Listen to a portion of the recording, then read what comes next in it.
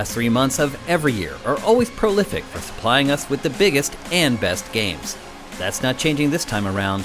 There are probably 20 games worth buying in October, but we've cut the list down to 10. Only the freshest of the fresh make the cut for Dossier.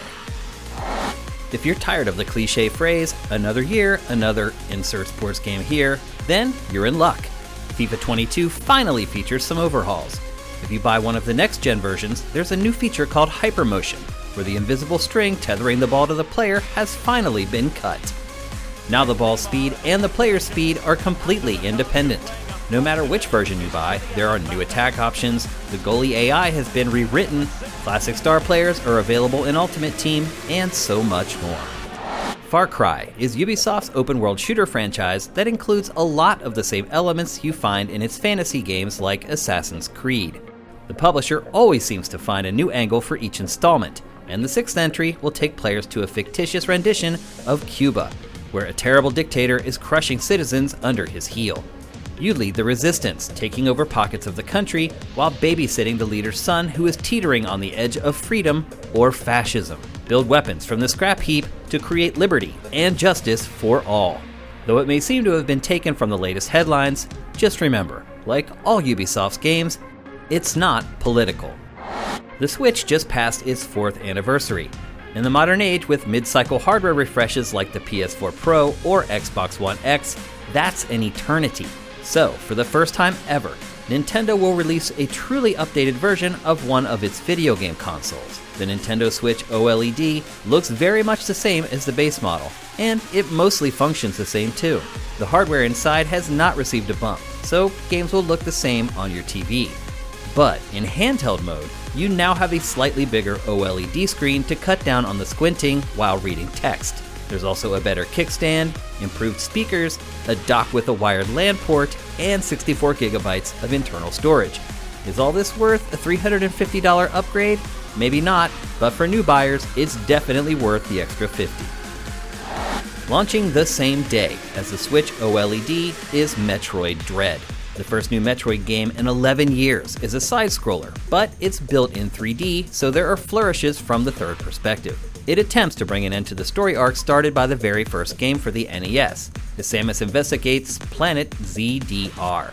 As usual, a massive labyrinth of steel corridors and menacing caverns awaits, but with a twist. The bounty hunter is constantly stalked by a menacing droid, which adds a great deal of tension to a franchise that has made its hay by imposing isolation upon the player.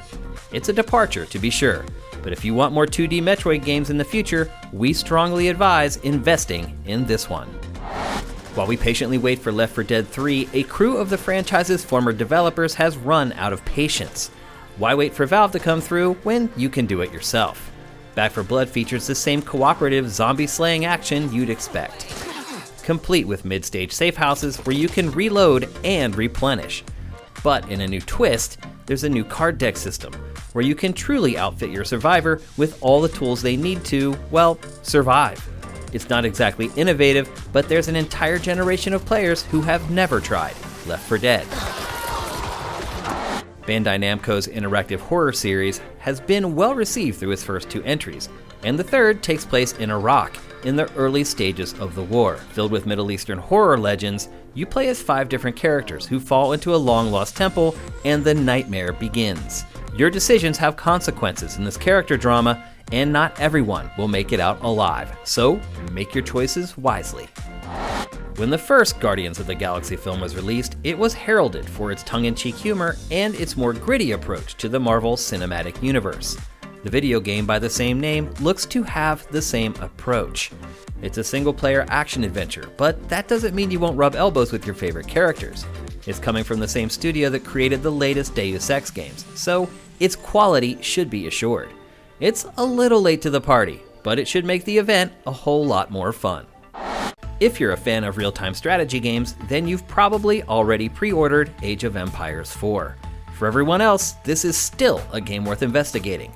New entries in the franchise don't come very often, but when they do, they're usually landmark releases that are supported by Microsoft for over a decade.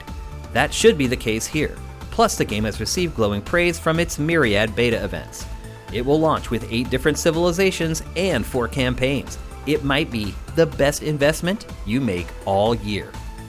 Ubisoft's extreme sports game Steep came and went without much fanfare, but it developed a dedicated fan base and the publisher never stopped updating it. That perseverance has paid off as the sequel, Riders Republic, takes everything Steep does well and pushes it to the limit. This massively multiplayer game features 5 different disciplines that players can swap on the fly. There's never been another game like it, and its betas have opened many eyes to its interesting possibilities. There aren't many Nintendo franchises with 2 entries for Switch, but Mario Party is about to become one of them. Mario Party Superstars is an all-star roundup of the best boards and minigames going all the way back to its N64 heyday. 100 classic minigames have made the cut, along with modes like Mount Minigames. It's not all a throwback though. There are also new boards and minigames for series veterans who yearn for something new. It might be the definitive Mario Party experience. Just don't be surprised if you end up having to send a Joy-Con or 2 in for repairs when you're done. Thanks for watching this month's rundown of the 10 games we recommend for purchase. As we said, there are plenty more worth considering for October. So head on over to sifted.net, tell us what you care about, and let your custom feed be your guide for the rest. If you like what we're doing, drop us a pledge at patreon.com/sifted so we can keep delivering more. We'll see you next month.